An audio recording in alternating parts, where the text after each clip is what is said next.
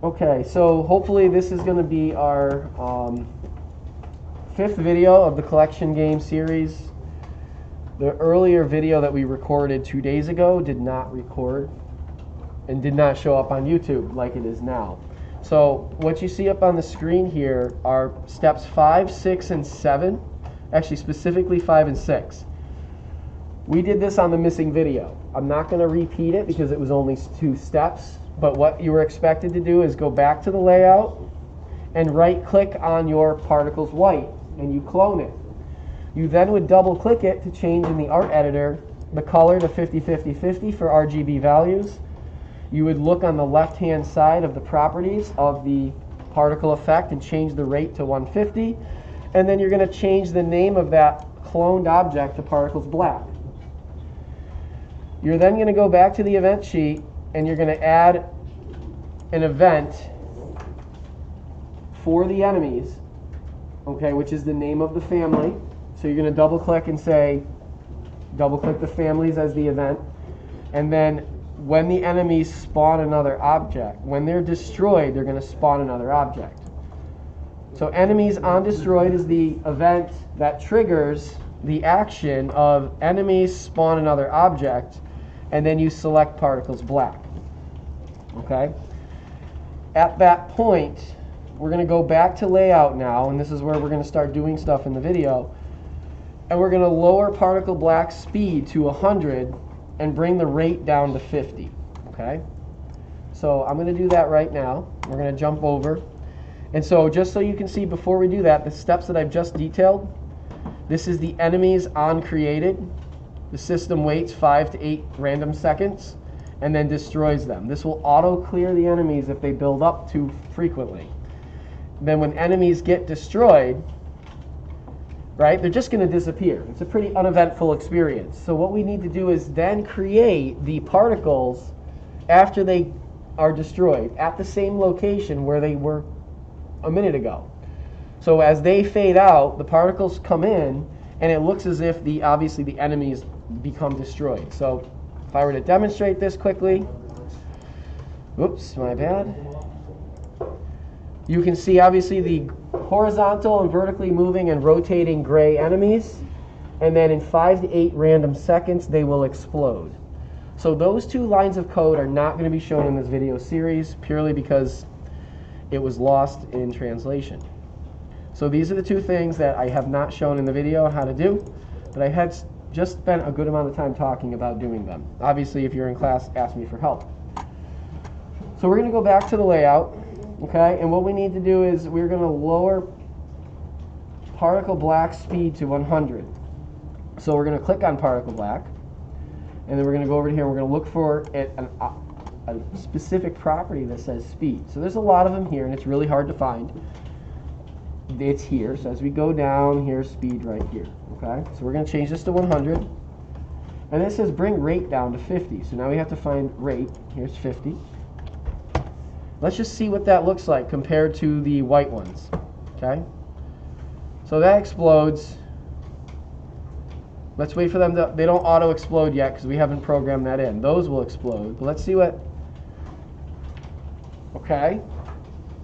So if you look at the particle effects of the black, obviously people here in class as well, you can see they look different than when I collect. So when I collect something, that's a good scenario. It looks almost like a better explosion.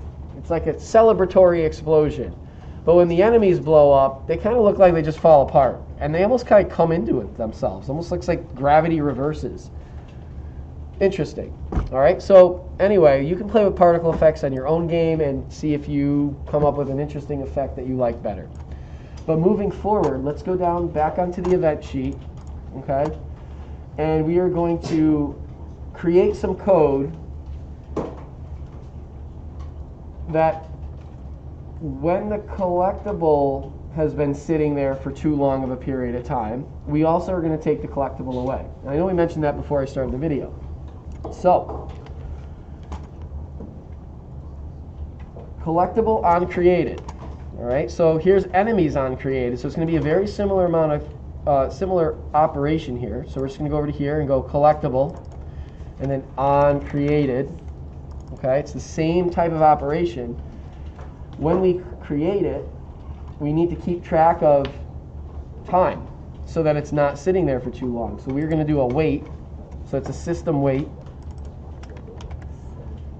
The question is going to be for how long. This is where we type in the random function.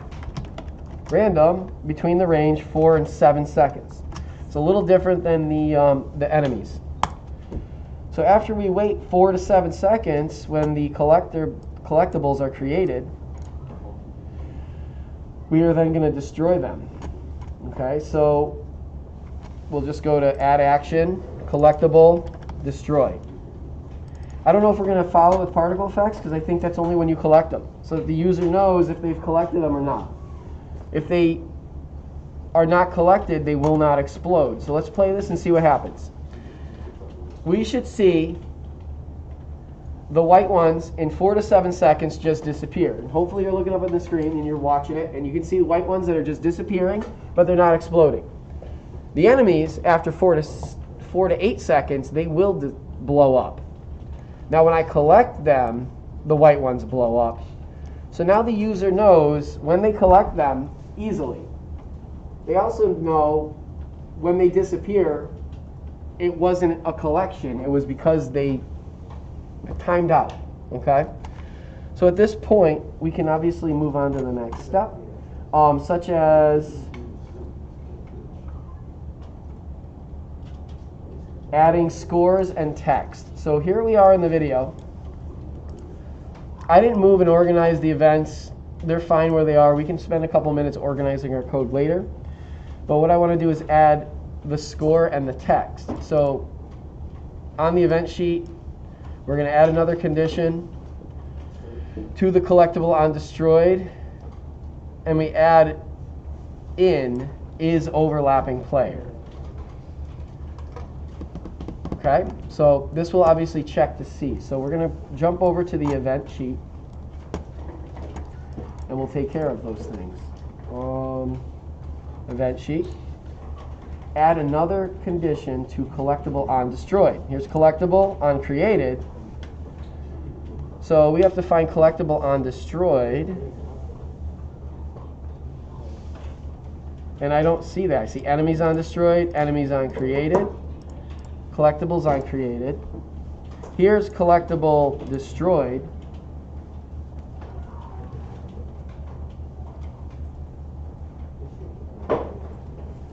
So I'm having trouble interpreting this specific line of instructions right here. Okay, so you might have this as well. So collectible on destroyed, we have it here. So it's saying add in is overlapping player. I don't believe this is here. So collectible is overlapping. See, that's not there. So I don't believe it belongs in this location. Let me just take a couple minutes to look through this code. Here's players overlapping. Add one to score.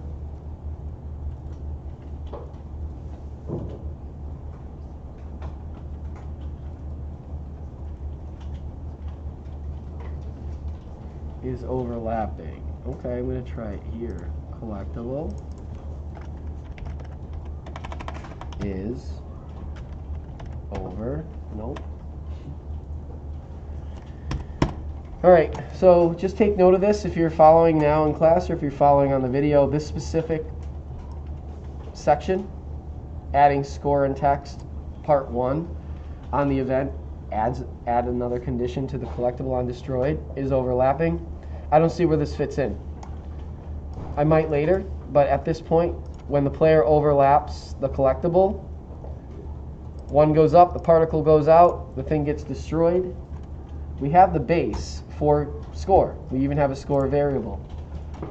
So what we're going to do is just go back to the layout, pretend this isn't a problem. We're going to add text object. So you're going to double click and type text. Easy. The name of this object is going to be called text score. So we're going to insert this by clicking. Okay, and we are going to set its text right here to score, colon space 0. Oops, that's the name, my bad. Let's replace that with txt score, and then the value for the text is right here. Score space 0. According to the instructions, they use the impact font. If you want, choose your own font. I'd like to see something different than Arial. So you're going to click over here, and you can select all your different fonts, which gives you a preview. According to the instructions, they said use impact.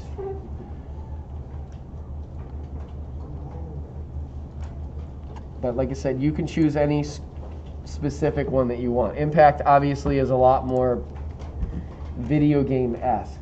When it comes to size, let's make it bigger. So I'm just going to use 35 at the moment. Guys in the corner, please listen up, please. Right now, this is something to learn about text. My text box is smaller than the text.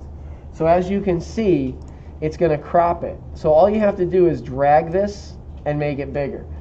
If you think your score is going to go into double digits, this isn't good enough. Because once you see 10, it's going to say 1 instead, because the 0 is going to be outside of the range.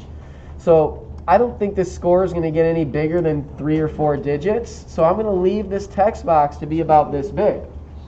All right, making sure that the game works for larger scores is easily overlooked.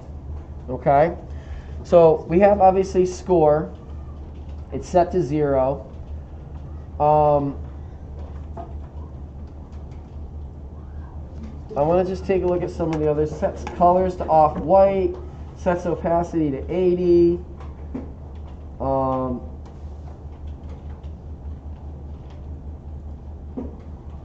We're going to change the Z order. This is something we've not done before. If, regardless of what layer it's on, we want the layer that it's on to contain it, but it to be at the bottom of the stack of other things on that layer. So for example, I don't want the word score to be on top of the player. So when I drag my player over there, I want the score to be under it. So Z order, guys, X and Y is horizontal and vertical, and then Z is in and out of the screen. That's your 3 dimensions. So you're going to have to send to the bottom of that layer so that when this drags over, it goes on top of the score, not that the score is blocking the player from playing, right? So moving forward with that, we can go back to the event sheet, and collectibles overlapping another object in the enemies family will destroy the enemies. So this is what the next set of instructions so that the people following can see this, okay? We did this, okay? We changed the visuals of this a little bit. I didn't mess with the color or the opacity, but we did do this. And then back on the event sheet, collectibles overlapping another object. Enemies family, destroy enemies. We already have this, I believe. No, we didn't. So, okay, so when the collectible gets created, and if there happens to be an enemy there at that same location, this line of code lets the collectible destroy the enemy. Okay? So let's go over there and do this. So jump over to here. We'll do collectible. So overlapping another object. Choose the object enemies family. And then we're going to just destroy them. Okay, so we'll do, I believe, enemies, destroy. It should keep track. It shouldn't destroy all of the enemies, but just the one that's overlapping. But let's see. Let's watch and see if we see any evidence of that. I'm recording. Hold on one second. I do that. Yep. So we're just looking to see if, yeah, a collectible is overlapping an enemy, and at this point, I see them going away when they need to be. All right? So at this moment, just to quickly take a break, this is where we're going to end the video, where we were able to do these steps here. So we're going to end right before step 4 when we go back to the layout and we add a text message and we do some things with that. So at this point, I'm going to end the stream, and I think we've gone on long enough at this point.